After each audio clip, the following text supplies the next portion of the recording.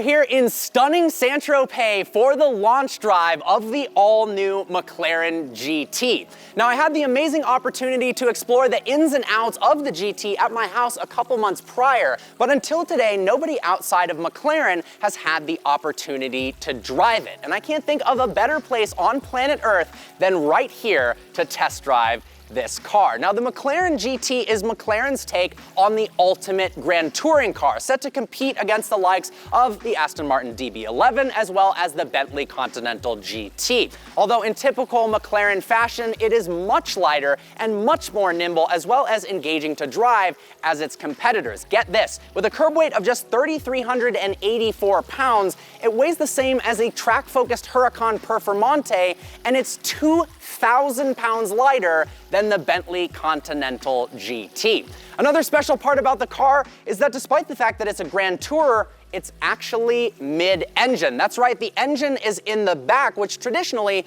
would be confusing because this car is meant to be practical over long distances. But that mid-engine layout means it's more fun to drive, more engaging, and they've done something really tricky with the rear hatch that allows for a lot more storage space than you'd imagine in a supercar.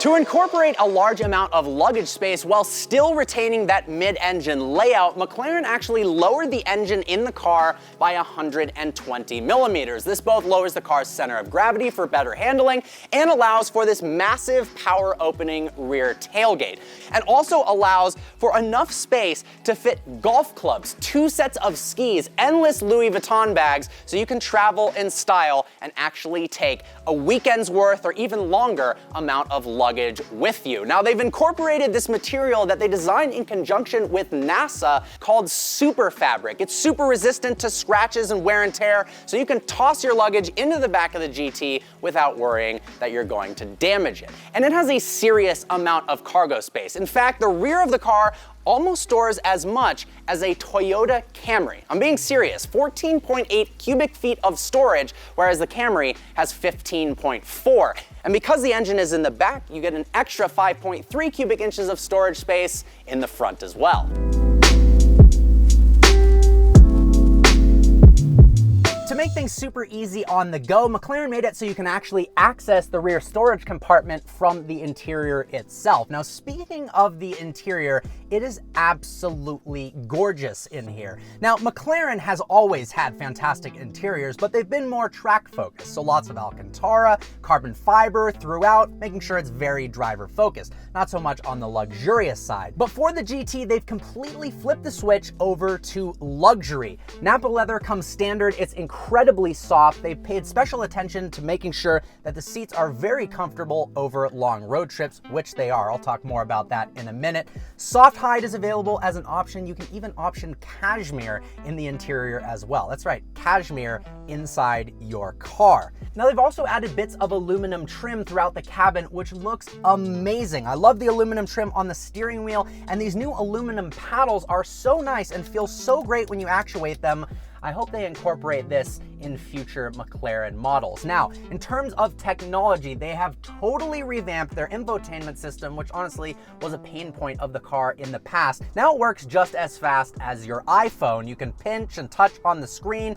Everything happens really, really fast, and it reacts impressively well. There's also new graphics for the digital display on the dash as well that changes based on the driving mode that you are in. And then one of my favorite features, the electrochromic roof. So how cool is this? The electrochromic roof actually allows you to vary light transmission levels in 5 different settings. So let's say you don't want to get sunburned.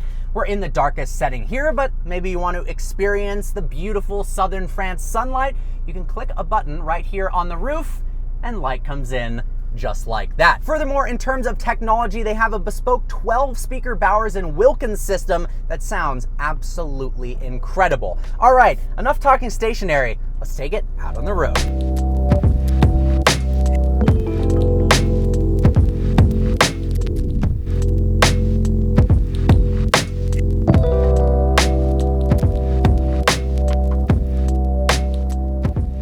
Out on the road for the first time in the new McLaren GT. We've somehow made it this far without talking about the performance figures.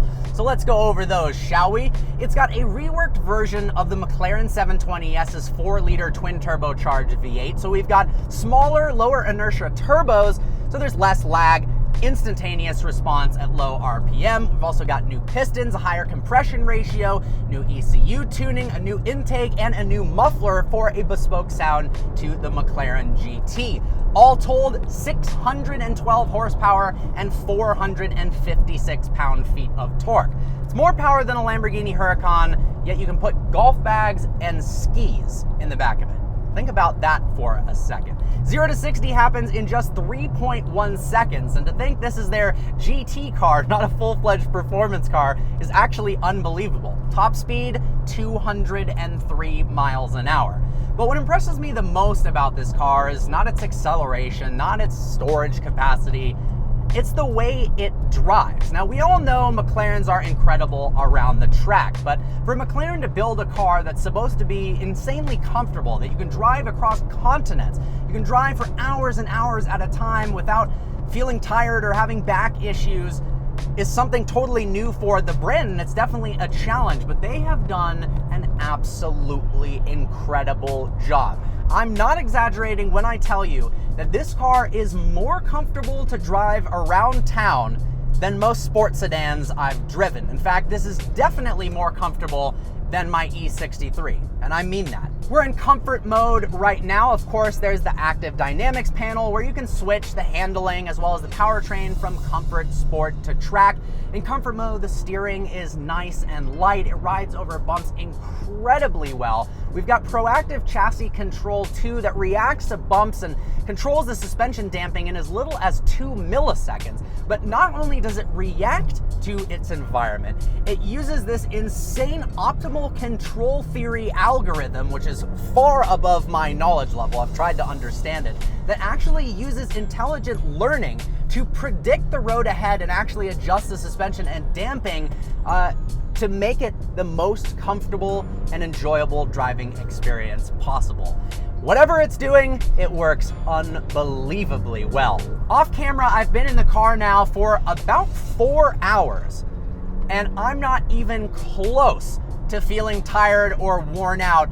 I just want to keep driving and driving and driving. That is actually spectacular. Now, we're gonna have a little bit more fun because this road is absolutely incredible. The Route Napoleon in southern France, the scenery is unbelievable. The roads are open until, of course, we run into traffic right here.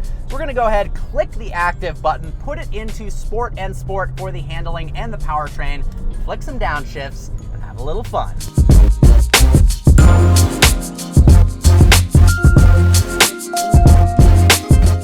All right, we've kicked things up a notch. We are in sport mode now. Listen to the sound of that twin-turbo V8. This thing sounds so much better than a DB11 or a Continental GT, and honestly, it's one of the better sounding McLarens they've ever made.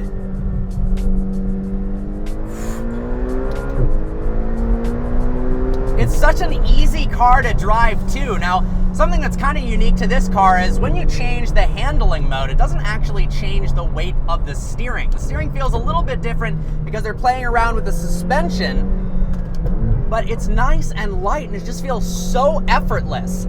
It's not as razor sharp and communicative and engaging as some of the other McLarens, like a 600 LT, of course, but it still has that funness to it. And it is really fast. Oh my gosh. So not only is there a completely new steering system, new brakes that are more geared towards a GT comfortable driving experience, they've also made sure that the geometry of the car was better suited for everyday use. So ground clearance is 4.3 inches, which means you can easily dip the car off into a pullout, something that you don't normally do in a supercar, something that looks this crazy. And they've also paid special attention to making sure that the front and rear overhangs could clear obstacles like speed bumps and going up sharp ramps into a gas station, so on and so forth. You don't have to worry ever in this car that you're gonna damage it. And I absolutely love that. It just feels so free, so easy. You kind of forget when you're in comfort mode that you're in a $200,000 plus 612 horsepower beast.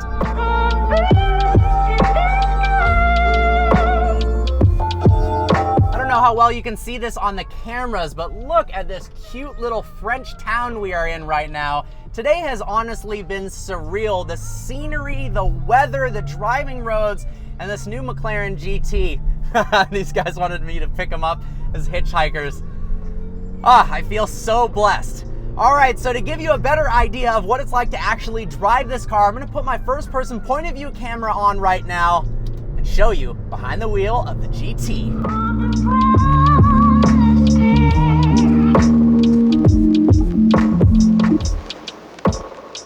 All right, we're gonna switch over now using the active panel from comfort all the way to track. And you'll notice now we have a horizontally oriented tachometer that looks really cool.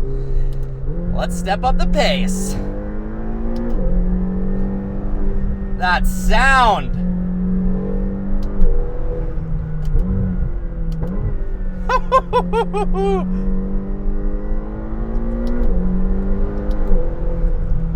The only complaint I do have with the car when you are driving spiritedly is even in track mode, it does seem to be pretty conservative with the traction control.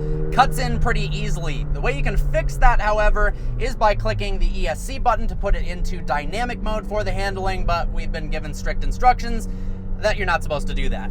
But for being such a comfortable cruising GT car, it's amazing that it handles this well. I've spent a decent amount of time in a DB11 as well as a Continental GT, and this car blows them out of the water in terms of its driving dynamics. The performance all around, from the brakes to the steering, the suspension, the acceleration, this is just in a whole nother level. Oh my God, the scenery out here, these roads are spectacular. If I roll the windows down, you can actually hear a good amount of turbo flutter when you let off the gas. Do you hear that? But as you can see there on the dash, the traction control light flashing as I try to put the power down on corner exit.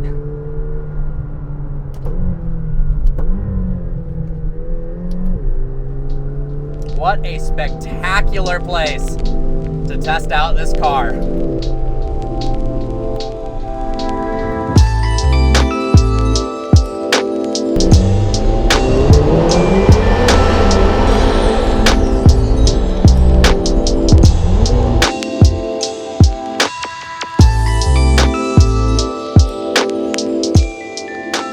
From its incredible practicality to its brilliant handling characteristics to its unbelievable levels of comfort around town, the McLaren GT is the ultimate grand tourer in every sense of the word. I have had such a blast this past day driving around the south of France in McLaren's all-new car. They seriously knocked it out of the park with this one. I hope you guys enjoyed this video. Like always, please browse the channel and subscribe. I look forward to seeing you next video.